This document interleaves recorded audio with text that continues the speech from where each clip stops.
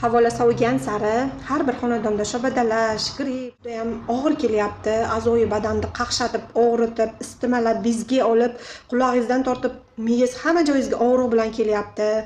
Juda ko'pchilik hozir kapelnilar olgan, antibiotiklar olgan. Allohga shukr, behisob shukr, mana shunaqa Ersak kompaniyasi uchragani uchun, mana shunaqa Ersak kompaniyasi O'zbekistonga kirib kelgani uchun Allohga shukr aytaman. Qaniydi mana shu mahsulotlarni butun O'zbekiston ahliga yetkazib bera olganimizda edi, qanchalik zo'rligini, qanchalik bizga kerakligini yetkazib bera olganimizda edi.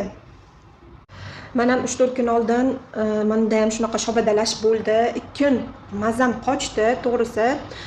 Qaltiroq bosib, bezgiga olib, hamma a'zoyi badanim og'riq bilan bo'ldi. Juda ham qiynaldim 2 kun, lekin men doktorga bormadim, antibiotik olmadim, ukol-dori qilmadim. Mana shu o'zimizning mahsulotlardan foydalanib, 2 kun ichida men oyoqqa turib ketdim. Bu ko'knor yog'imizni deyarli hamma biladi deb o'ylayman. Hattoki antibiotiklar, kapelnilar tuzalolmagan yutallarda bu ko'knor yog'imiz, ya'ni hash yog'imiz hozir tuzatib beryapti.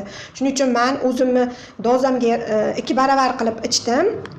Chunki tezroq tuzalish maqsadida 15 tomchidan ichdim yotishdan oldin va bu zaytun bilan propolisdan ham 2 baravar qilib ichdim, chunki men juda ham kuchli shabadalagan edim. Bu kofeni ham 2 mahal ichdim ertalab va obedda ichdim issiq qilib va 2 kun deganda menda grippdan, shabadalashdan asar ham qolmadi. Allohimga behisob shukr, shunday mahsulotlarni bizga nasib ko'rganidan, bizga ravo ko'rganidan Allohga behisob shukr. Sizlarga ham tavsiya beraman.